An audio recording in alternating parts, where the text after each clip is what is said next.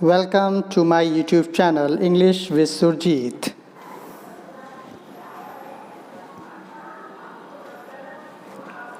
Good afternoon my dear friends, viewers. उम्मीद करता हूँ कि आप लोग बहुत अच्छे होंगे और आज फिर से मैं अपनी वन वर्ड श्रृंखला को आगे बढ़ाने के लिए हाजिर हूँ और अपनी वन वर्ड श्रृंखला की अगली कड़ी लेकर हाजिर हूँ। ये कड़ी का जो नंबर होगा वो होगा 16th number.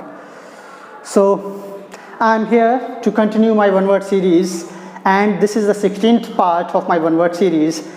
Most important one words which you will face in the examination, competitive examination. So please, without any delayment, discuss about the one words. So please come. Abrogate. Abrogate is नियमा उल्लंघन, है ना? To do away with the rule. नियमा उल्लंघन, जैसे कि हम लोगों से कहा जाता है कि बाइक जब लेके चलें तो हेलमेट ज़रूर पहने, गाड़ी पर कार में जाएं तो सीट बेल्ट ज़रूर पहने, है ना? लेकिन हम अक्सर कर क्या करते हैं, गाड़ी पर बाइक पर जाते हैं तो हेलमेट तो हमारे पास होता है पुलिस को दिखाने के लिए, लेकिन जैसे ही हमारी पुलिस क्रॉस होती है हम लोग क्या करते हैं, उसको फिर से बाइक पर टांग लेते हैं। तो ये क्या होता है हमारा एब्रोगेट, नियमा उल्लंघन। हम लोग नियमा उल्लंघन बहुत करते हैं। Next is accelerate. एक्सेलरेट हम लोग जानते हैं, हमारी बाइक में, कार में, कहीं भी एक्सेलरेट होता है। ये क्या होता है, स्पीड को बढ़ा देता है। तो ये स्पीड बढ़ाने का काम करता है। क्या करता है, स्पीड बढ़ाने का काम करता है। तो ये होता है to increase the speed of. Clear. Next is affidavit. Affidavit is लिखित प्रमाण पत्र। कुछ लिखकर देने की बात जब आती है, कही जाती है, या हमसे कहीं मांगा जाता है, नौकरी लगती है, हमसे लिखित में लिया जाता है ना? तो वो होता है हमारा एफिडेविट, लिखित प्रमाण पत्र। That is called a legal written statement. कुछ भी लिख कर लेना, ये होता है हमारा। Next is effluent. एफ्लुएंट होता है संपन्न या धनी, धनवान, बहुत सारा। Excess of money is called also. ये हम एक्सेस ऑफ मनी भी कह सकते हैं इसे।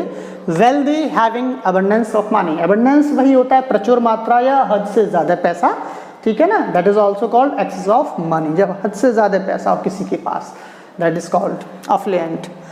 अल्ट्रुइस्ट। अल्ट्रुइस्ट होता है परोपकारी, मीन्स परोपकार जो करता है, अपने भले के लिए कुछ ना करे। A person who does something, ठीक है ना? A person who does good work for other without thought of personal gain. वह अपनी भलाई के लिए कुछ नहीं सोचता है, बल्कि दूसरे के लिए ही सिर्फ करता रहता है। दूसरे का भला हो, मेरा भला बाद में हो ही जाएगा। कुछ ऐसे लोग भी होते हैं, उन्हें हम कहते हैं परोपकारी एंड अल्ट्रुइस्ट। और next word is amateur. Amateur is शौकिया। शौकिया, हम लोगों में भी बहुत सारे शौक हैं और हम लोग शौकिया बहुत सारे काम करते रहते हैं। जैसे हम लोग, बहुत सारे लोग हैं, हमें पेंटिंग भी करना आता है, हमें डांसिंग भी करना आता है, हमें सिंगिंग भी करना आता है। लेकिन ये सब हम करते किस लिए हैं? सिर्फ और सिर्फ अपने मन को बहलाने के लिए, शौक के लिए करते हैं, लेकिन पैसा कमाने के लिए नहीं करते हैं। तो ये होता है हमारा शौकिया। It means description, one who does something, singing, painting, dancing etcetera, not for money, for loving it. इसको प्रेम करते हैं, हम इसलिए करते हैं, शौक है हमारा, इसकी करने में हमें अच्छा लगता है, ये पसंद है हमारी। तो ये होता है शौकिया, ठीक है। अगला है हमारा एम्फीबियस। क्या होता है?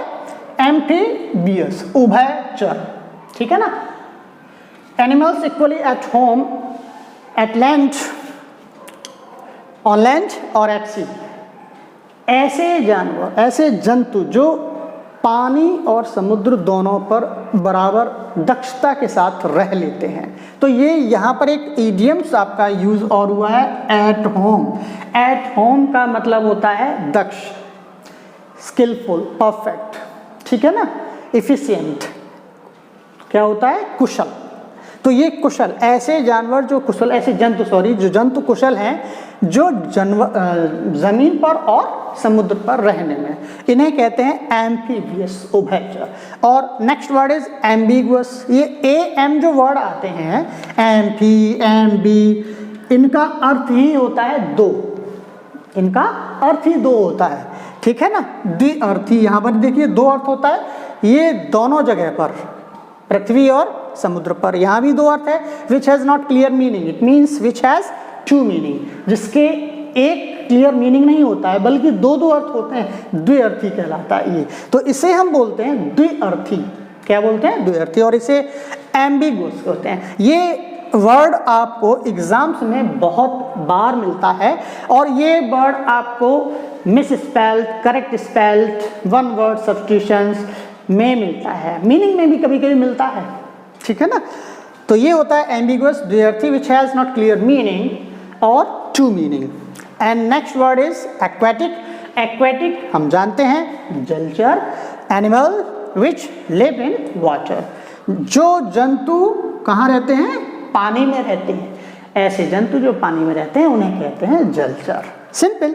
Next is aquarium. Aquarium most probably जो आजकल की फैमिलीज हैं वो घरों में एक्वेरियम रखने लगे हैं, जहाँ पर मछली को रखते हैं, वहाँ पर मछली लाते हैं और उसमें पानी में रखते हैं और डाल देते हैं और हमें वो देखने में बहुत अच्छा लगता है। That is called aquarium.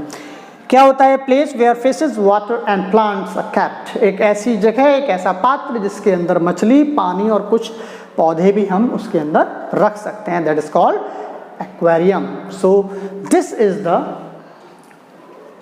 Video on some important one words जो हमें अक्सर कर एग्जाम्स में मिलते हैं। जरा देखिए कौन कौन से बहुत ज़्यादा इम्पॉर्टेंट होते हैं। एब्रोगेट एसएससी में आ चुका है, टीजीटी में आ चुका है, और एक्सेलरेट ये अक्सर कर आता रहता है, 12th के अंदर ही बहुत आता है ये। एफिडेविट 12th में भी आता है। इसके बाद आपको एग्जाम्स में भी मिलता है। जो एफिडेविट है इसकी स्पेलिंग भी बहुत पूछी जाती है। इसकी spelling miss spelled, correct spelled के अंदर बहुत पूछी जाती है और हमसे अक्सर कर गलती हो ही जाती है।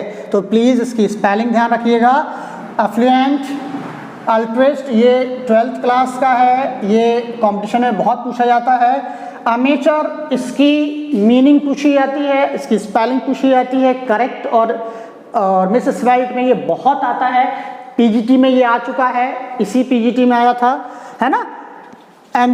एम्फीबियस, एम्बिगुअस बहुत आता है, ये करेक्ट और मिस स्पेल्ड में बहुत पूछा जाता है।